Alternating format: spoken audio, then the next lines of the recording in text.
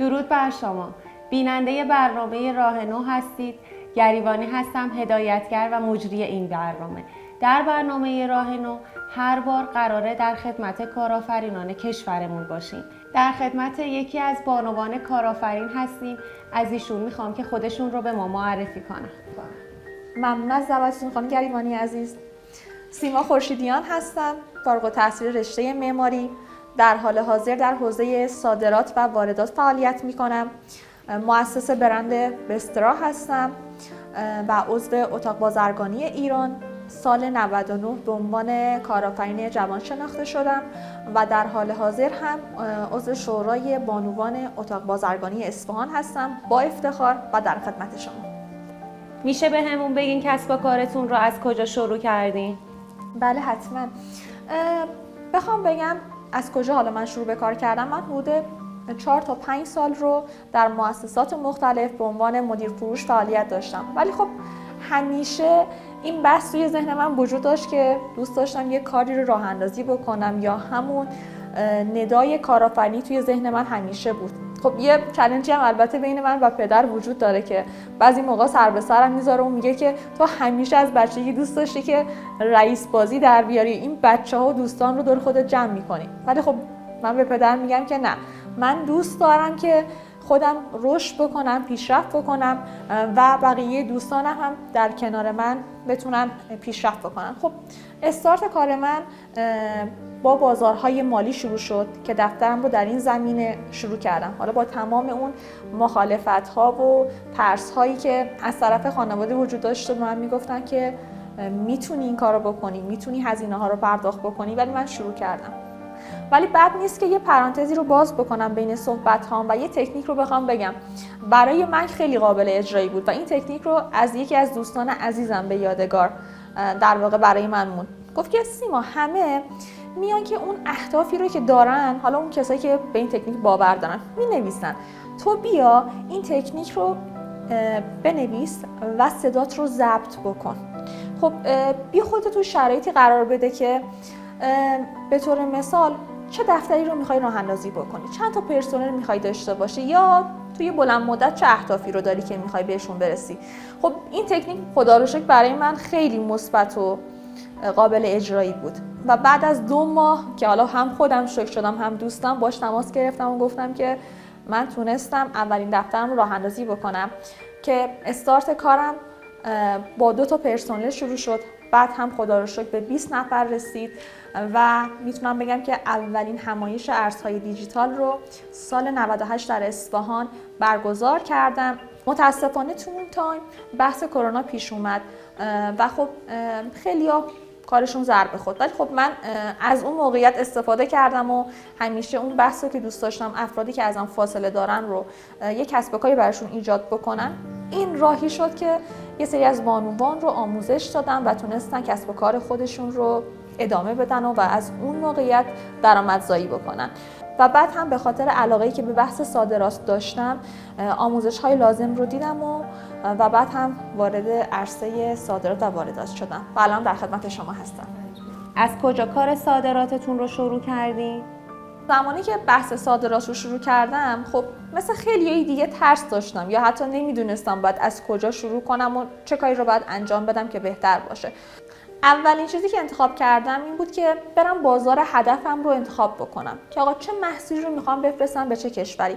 خب من انتخاب کردم که تو زمینه سیفیجات فعالیت بکنم و رفتم توی اصفهان. کسایی که توی بحث سورتینگ و حالا تو حوزه سیفیجات کالایی رو در واقع میتونستن ارائه بدن رو پیگیری کردم. آقا کدوم محصول خوبه و مطمئن بشم این کالا رو اگر بخوام بفرستم با کیفیت و بسته‌بندی عالی قابل ارساله. خب بعد از اون هم خب رفتم دنبال بازار هدف. با اون کانتکت هایی که اطرافم بود، ارتباطاتی که گرفتم، تونستم اولین بار خودم رو که فلفل دلمه‌ای بود به روسیه ارسال کنم و بعد هم قطر. البته بگم این تایم حداقل 2 ماه زمان برد، این نیست که خیلی به فاصله تونستم به این نقطه برسم، ولی خب خدا رو شکر تونستم انجامش بدم. این مهمه. یکی از چالش ها و مسائلی که توی این مسیر باهاش مواجه شدین رو لطفاً بهمون بگین. چالش هایی که وجود داره خب خیلی زیاده، ولی من سعی میکنم یه نکته ساده رو بگم که شایدم خیلی ملموس میتونه باشه. اینه که یه سری افراد هستن خب ما باشون کار میکنیم و زمانی که میخوایم بار رو ارسال بکنیم میگیم که آقا حتما باید بار تصفیه بشه و براشون بفرستیم و هیچ وقت به نظرم نباید اعتماد کرد که تا زمانی که اون طرف تصفیه کامل رو نکرده باری رو بخوایم براشون بفرستیم، چون که ممکنه واقعا به دردسر بیفتین و دیگه پولتون رو نتونین دریافت بکنین.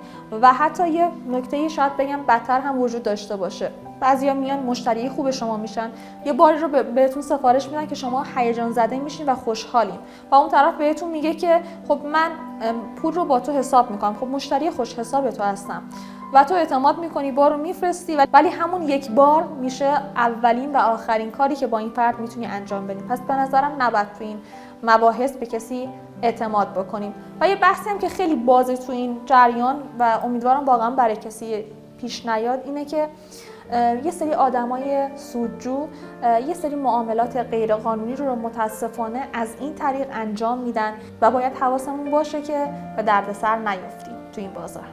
تا حالا به خاطر جنسیت و زن بودنتون توی کارتون به مشکلی برخوردین؟ بله این اتفاق افتاده، ولی خب بعضی خاطرات هستن که واقعا توی ذهن آدم سیو میشن. این بود که من یه تایم قرار بود که یه کاری رو برای یه شخصی انجام بدم و ارتباط گرفتم با اون آدم و اون آدم هم یکی از آدمای سرشناس و شاید بگم شناخته شده ایران بود. من ماست گرفتم گفتم در خدمتتون هستم برای باری که می‌خواستین ارسال بکنید. با یه لحنی به من گفت که من قراره با تو معامله بکنم. من بهش گفتم که آره چه مشکلی داره؟ گفت من با زن جماعت معامله نمی‌کنم. مخصوصا تو چند سالته که با من تماس گرفتی داری این حرفو میزنی.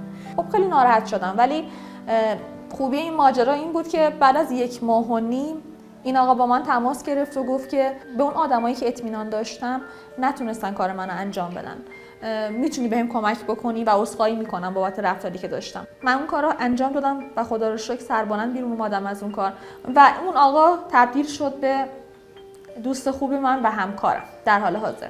نظرتون رو راجع به دوست بگین بهمون.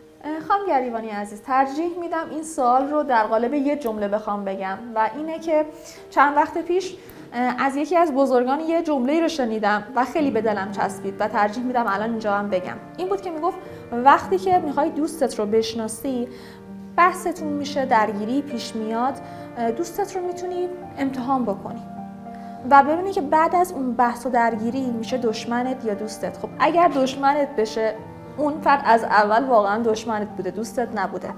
و اگر که در کنار اون سختی و درگیریه بیاد کنارت بیست و مشکلات رو حل بکنیم پس واقعا دوستته. و خیلی خوبه که آدم همیشه یه دوست و همراه خوب داشته باشه کنارش، ولی متاسفانه میدونم که هممون این مشکل و این چالش رو یا حتی این مثال رو توی زندگیمون داشتیم و پیش بریم و انشالله که همیشه دوستای خوب سر راهتون قرار بگیره. در این مسیری که تا به الان بودید تحقیر شدین؟ متاسفانه بله و این موضوعیه که به نظرم توی زندگی هممون پیش میاد، ولی خب گاهن بعضی موقع این تحقیر شدنه بعضی جاها واقعا روی دل آدم میمونه و آدمو ناراحت میکنه. خب من تو زندگیم داشتم آدمیه که قرار بود با هم دیگه کار بکنیم و اون تایم نیاز به یه پولی داشت که بهش کمک کردم. خب اون پولم مبلغ قابل توجهی بود، ولی متاسفانه بعد از 1.5 سال اون آدم اون چیزی که فکر میکردم از آب در نیومد و مجبور شدم که شکایت بکنم ازش. یعنی کاری با من کرد که مجبور شدم این کار رو انجام بدم. ولی خب هیچ وقت یادم نمیره اون تایمی که رفتم توی کلانتری با پررویی تمام به من گفت که برای این مبلغ اومدی از من شکایت بکنی. خب چی میتونم به این آدم بگم؟ اون لحظه گفتم که من شرمنده باید باشم یا اون باید شرمنده باشه. و یه مثال دیگه هم که میتونم بزنم اینه که کسی رو داشتم که همیشه ساپورتش میکردم، حمایتش میکردم، ولی خب از بعد روزگار هممون بالا و پایین هایی داریم، ممکنه به چالش ها و مشکلات زیادی بخوریم. خب یه نقطه‌ای من تو موقعیت کاری توی جایگاه صفر قرار گرفتم خب اون تا اون آدم میدونست که من اون بدهی رو میتونم بهش بدم، ولی خب برای 2 میلیون تومان پول از من سفته گرفت و بعد یک نفر به من گفت این آدم میخواد اینقدر پیش بره که بره از تو شکایت بکنه. خب منم گذاشتم اون کار رو انجام بده که بدونم واقعا این کار رو انجام میده یا این که نه، چون که خیلی برام سخت بود که باور بکنم این آدمی که به اندازه خودم ازش حمایت کردم الان تو این موقعیتی که منو میشناسه و میدونه چه آدمی هستم بخواد این کار رو بکنه و متاسفانه این کار رو انجام داد و من رو به دادگاه کشوند. ولی خب به نظرم بعضی موقع این شرایط بد نیست، اون موقع آدمای دورمون رو بهتر میتونیم بشناسیم که کی پیشمونه، کی تو اون موقعیت دوست داره محکمتر ضربه بیشتری رو بهمون وارد بکنه و اینکه بد نیست به نظرم این چالش‌ها توی زندگیمون اتفاق بیفته. توی این مسیری که طی کردین چه دستاوردهایی داشته براتون؟ خانم گریبانی عزیز، من دستاورد زیادی نداشتم، ولی تا دلتون بخواد میتونم با شکستام غافلگیرتون بکنم. ولی خب این شکستا برای من تجربه خیلی خوبی رو داشت و به نظرم شکست هم بد نیست، چون که این شکستاست که باعث میشه ما رشد بکنیم و تجربه دوباره ای رو بهمون بده و نه اون اشتباه رو باز دوباره تکرار بکنیم. ولی از این شکست ها یا همون تجربه ها برای من صبر رو به همراه داشت، شاید کمتر عجولانه تصمیم بگیرم و متاسفانه شاید خوشایند نباشه، کمتر به آدمای اطرافم اعتماد بکنم. چشم اندازتون برای ادامه مسیر چیه؟ من چشم اندازی که برای ادامه راه هم دارم و حالا میتونم بگم یه سری قدم هام در این راستا برداشتم اینه که بیام اون خانومایی که در واقع خانه‌دار هستن، حالا یا توی شهرهای کوچیک هستن، نه فقط خانوم‌ها، دخترها، بانوان که توی شهرهای کوچیک‌تر یا روستاها زندگی میکنن، چون که بعضی از این آدما یه سری کارهای بکر انجام میدن. حالا ممکنه صنایع دستی باشه، ممکنه که یه گیاه خاصی رو در واقع دارن پرورش میدن که خیلی میتونه برای ارسالش به کشورهای دیگه مفید باشه. خب دارم سعی میکنم بتونم تا جایی که بتونم این افراد رو مشغول بکنم، فعال بکنن که بتونن خودشون کسب و کارشون رو راه اندازی بکنن و درآمد خیلی خوبی رو داشته باشن. خب شاید هدف خیلی بزرگی باشه، قطعا من همه رو نمیتونم توی این مسیر قرار بدم، ولی خب به اندازه خودم تلاش میکنم که این هدفی رو که دارم بتونم بهش برسم و در کنار